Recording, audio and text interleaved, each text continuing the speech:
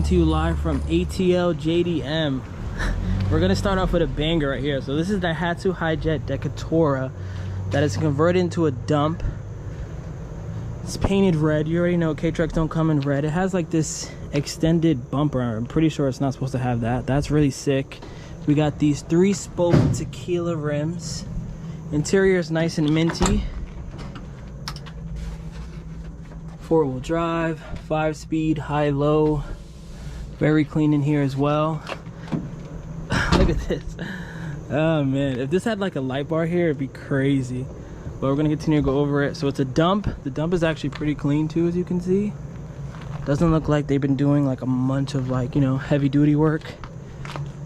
Another shot right there. The dump opens like this, which is pretty sick. 69 license plate, I love it. We got the mud flaps back there. Exhaust tip, love that. Lights look cool.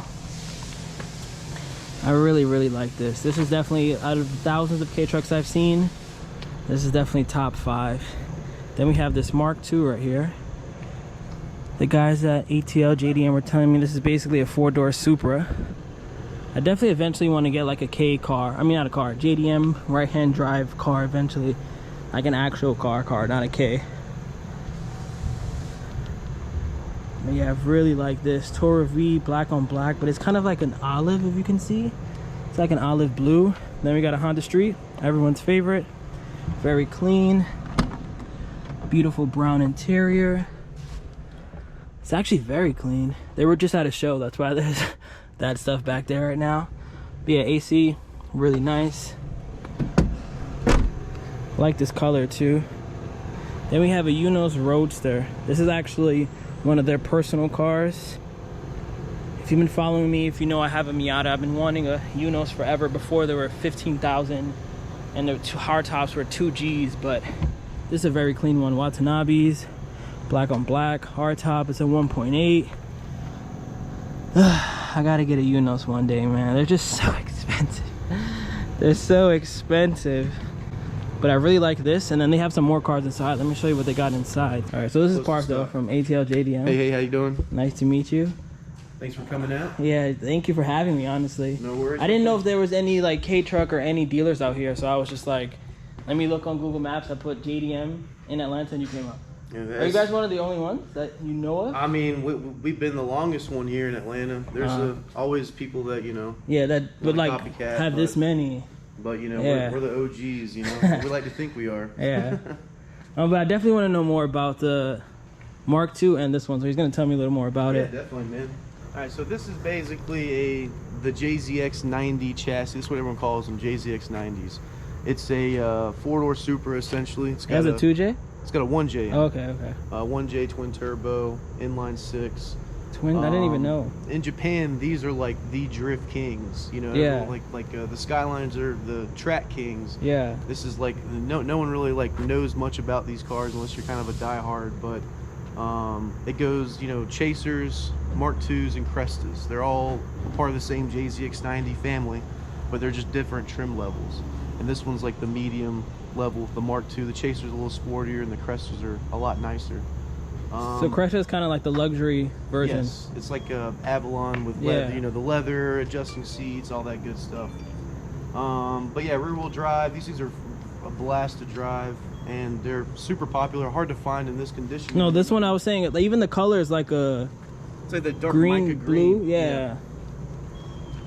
And it looks very clean. Yeah, you can open it up and show, man. I mean, you know, we have our guys over there inspect, test, service all these cars before they even come here. Like this one's getting picked up tomorrow. Oh, really? Someone bought it already? Yep. Oh, wow. It's a custom order. Oh, okay. We try to have cars in inventory, but we like to also focus on that because I'd rather import you something you want versus you just buying something that it smells good already, too. You know? Oh, nice. Fairly stock too. That's what we like to try to shoot for. Yeah. Some aftermarket stuff is okay, but we don't want someone buying someone's 25-year-old project. Yeah, no, this is very clean. Do you know what the owner wants to do with it? He's just gonna not. He's actually an older guy. Oh, okay. He was a little late for the first one that we had, and the first one we had was a 5-speed, just as clean as this one. And then he was like, I just want to go fast, but I want to shift gears. So we found him this really nice automatic one that's almost as clean as the first one we had.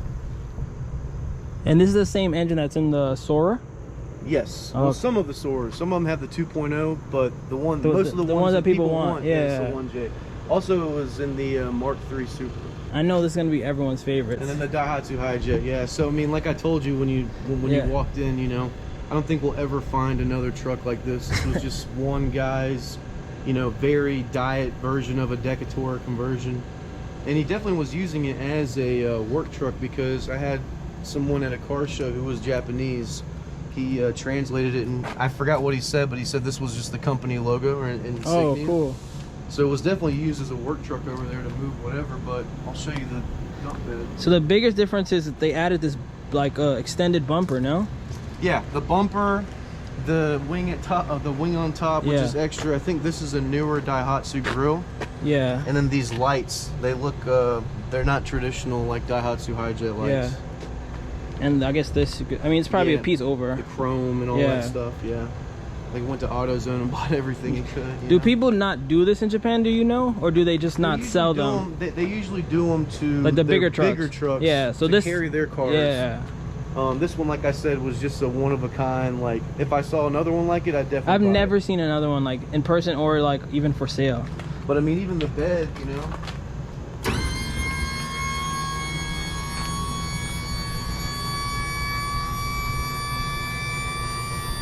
You expect it to be all crusty underneath. Yeah. Everything looks pretty much up to date, equipment-wise too. Yeah, this guy was the coolest guy in Japan. For sure. 3-spoke wheels that literally say tequila on them. What do you know? This is just for looks, right? Like it's That's not definitely steps. just for looks. Yeah, it's not steps or anything. Yeah. And then that's like I know that's really famous. That's custom yeah. too. Yeah, and then I mean the exhaust looks like a little poop scooper. Yeah, it looks like a little like the end of a vacuum. Yeah. So how did ATL JDM start? Like, where were the origins? So basically, I know a guy named Rick. Okay. He's the owner, and he's been like a family friend for a really long time. Long story short, I mentioned to a mutual friend that we should go to Japan because tickets at the time were like $800 round trip, and Rick caught wind of it, texted me and asked me, "Hey, I heard you want to go to Japan," and I was like, "Yeah, I'm thinking October." This was like 5 years ago. And he was like, "Oh, cool." He was like, "Well, I just bought 3 cars from these random Japanese guys. Maybe I should go meet them, you know?" And so we planned the trip, went to Japan. You know, the first week was just like a bunch of sake and going out and having a good time. And then there were 3 days in the second week where we went down to Osaka, and we met these guys. And we went to the auction, and the auction is just like a giant playground of cars. Freaking awesome. But like, on the flight back, Rick was kind of like, "Yeah, I'm thinking about trying to do this, trying to bring cars in." And that's when I came home and I quit my job and we started trying to make it happen, because we just have a good equation, like we don't have just random Japanese guys over there. Those guys are like my friends. I sleep on their couch. I trust them. They don't, they're not gonna, screw me over with a bad car, and that's why it kind of works, because we trust them. They send us good cars after they service it at their shop. They've been a family-owned company for like 90 years over there, and it just works well, Yeah. And Rick had actually started, so sorry, I got kind of sidetracked, but when he imported the first 3 cars before we met those guys, it was similar to that Honda van, a Honda Beat, and then a Cappuccino, because he wanted to see which one was faster. He ended up keeping the Cappuccino, and this is actually that same Cappuccino. Is that that's the car from the logo, I'm assuming, right? Yeah. Yeah, same cap. That's our original logo. Yeah. It's the same little Cappuccino, but now it's got like 15 grand under the hood. Really? Yeah, I'll see if I can try to well, the window's up, so I probably won't be able to, but this one was like one of the last Cappuccinos to have the Monster Sport F100 upgrade, because they discontinued it. Basically, you had to send your ECU to Japan so they could remap it, and they don't do that anymore. Oh, wow. And I think this was like one of the last. So this is fast? Yeah, it's pretty fast. Oh, so like what, like maybe like 80 horsepower, 100? Like 92. That's a lot though. For something that weighs like 1,500 pounds, yeah, that's a ton. Is it faster if it was just a regular cap? What's better, the Suzuki Alto Works or the cap? Do you know?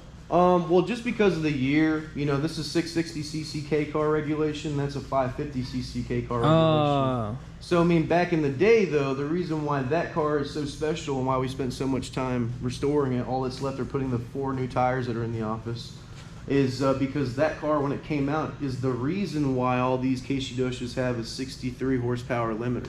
Nice. Because Suzuki came out with that car, and it was like for rally, and it was a little too fast and lightweight, and they're like, oh shit, we kind of messed up. I don't really know much about Suzuki Auto Works. Like, I would be maybe, because I want to get a K car next. Like, I've been saying, like, on my channel that, like, I had the K truck, I had a Hijet for a year.